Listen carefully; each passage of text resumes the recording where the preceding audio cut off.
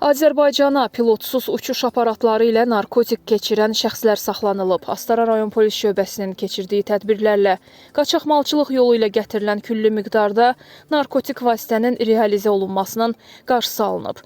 Tədbirlərlə əvvəllər məhkum olunmuş 48 yaşlı İlqar Babayev və 46 yaşlı Asiman Əzimov saxlanılıblar. Onlarda 15 kiloqram marihuana aşkarlanıb. Araşdırmalarla onların narkotikləri şəxsiyyəti araşdırılan İran vətəndaşından əldə etdikləri və maddi qazanc qarşılığında deyiləcək ünvanlara çatdırmağa razılaşdıqları müəyyən edilib.